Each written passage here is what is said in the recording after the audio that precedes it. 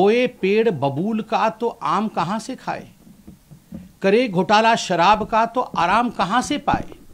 अगर मुझे एक वाक्य में कहना पड़े अरविंद केजरीवाल के घर के बाहर क्या हो रहा है तो मैं कहूंगा it is celebration of corruption. जश्न भ्रष्टाचार बनाने की कोशिश आम आदमी पार्टी के नेता और आम आदमी पार्टी के कुछ मंत्री कर रहे हैं। हर व्यक्ति जानता है कि प्रश्न कोई आज से पूछा नहीं जा रहा है। विगत 3 वर्षों से अरविंद केजरीवाल जी से आम आदमी पार्टी से सवाल पूछे जा रहे हैं। अतसी जी कह रही हैं अरविंद केजरीवाल एक व्यक्ति नहीं है, वो एक आइडिया है। Then I should say he is a bad idea। देखिए, जहां तक अरविंद केजरीवाल जी के घर के बाहर का दृश्य है, आज पूरा भारतवर्ष उनके घर के बाहर जो हाई वोल्टेज ड्रामा हो रहा है उसे देख रहा है। अगर मुझे एक वाक्य में कहना पड़े अरविंद केजरीवाल के घर के बाहर क्या हो रहा है तो मैं कहूंगा it is celebration of corruption. जश्न भ्रष्टाचार बनाने की कोशिश आम आदमी पार्टी के नेता और आम आदमी पार्टी के कुछ मंत्री कर रहे हैं। ये कोई पहला केस नहीं है। बोए पेड़ बबूल का तो आम कहां से खाए, करे घोटाला शराब का तो आराम कहां से पाए। ये शराब के घोटाले का विषय है और कौन सी कोर्ट तक शराब का घोटाला नहीं पहुंचा है। कौन सी ऐसी एजेंसी है जिस एजेंसी ने इस घोटाले की जांच नहीं की है, और कौन सा ऐसा दिल्ली वासी है, कौन सा ऐसा हिंदुस्तानी है जो इस विषय के तथ्य से, इस विषय के फैक्ट्स से अनभिज्ञ है। हर व्यक्ति जानता है कि प्रश्न कोई आज से पूछा नहीं जा रहा है। विगत 3 वर्षों से अरविंद केजरीवाल जी से आम आदमी पार्टी से सवाल पूछे जा रहे हैं। सवाल नंबर 1, अगर आपकी एक्साइज पॉलिसी इतनी अच्छी थी जैसा कि आप बता रहे थे, तो आपने एक्साइज पॉलिसी को क्यों रद्द किया? क्यों उसे रद्द किया गया, इसका जवाब आज तक नहीं मिला। आपने कार्टेलाइजेशन शराब के पूरे तंत्र में कैसे आप लेके आ सकते थे? आपकी खुद की एक्साइज डिपार्टमेंट ने आपसे कहा था कि एक्साइज की पॉलिसी उचित नहीं है, शराब का कारोबार सरकार के हाथ में ही रहना चाहिए, प्राइवेटाइजेशन नहीं होना चाहिए। आपने उसे रद्दी के टोकरी में क्यों फेंका? खुद के सरकार के बड़े विभाग द्वारा दिया हुआ जो एडवाइस था उसे क्यों नहीं माना? ब्लैक लिस्टेड कंपनी को आगे बढ़ा करके अपने यारों को, अपने दोस्तों को ठेका देने का काम क्यों किया?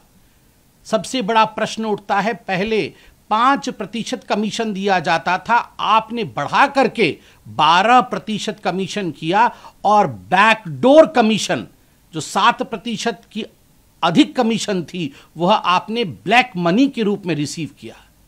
क्या दिल्ली की जनता समझती नहीं है? क्या हिंदुस्तान की जनता इन बारीकियों को जानती नहीं है? विजय नायर कौन था? आज रिकॉर्डेड स्टेटमेंट है, स्टेटमेंट्स हैं ईडी के पास, सीबीआई के पास, उन तमाम जांच एजेंसियों के पास जिन लोगों ने कई करोड़ रुपए किकबैक के रूप में रिसीव किया, और रिसीव करके इसको कहां कहां ठिकाने लगाया, किस बैग में इन्हें लेके गया। ये सारे विषय आज पब्लिक डोमेन में है। इन सारे विषयों की जांच हुई है। 14 महीने से मनीष सिसोदिया इसी विषय में जेल की सलाखों के पीछे हैं। कोई ऐसा कोर्ट हिंदुस्तान में बाकी नहीं है जहां आम आदमी पार्टी और अरविंद केजरीवाल जी ने जाके झूठ का पुलिंदा फैलाने की कोशिश नहीं की हो, मगर उसके बावजूद किसी कोर्ट से मनीष सिसोदिया को रिलीफ नहीं मिला।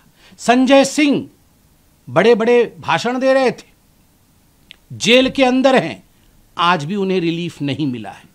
तथ्यों के आधार पर काम करती है कोर्ट, तथ्यों के आधार पर काम करते हैं ये जो जांच एजेंसी है। ये गेट के बाहर, घर के सामने बड़े बड़े वचन से, ड्रामा से कुछ नहीं होता है। अतसी जी कह रही हैं अरविंद केजरीवाल एक व्यक्ति नहीं है, वो एक आइडिया है। Then I should say he is a bad idea। Arvind Kejriwal एक बैड आइडिया है।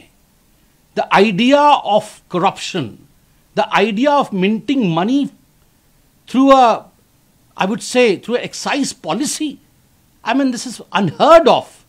A CM who talks about education.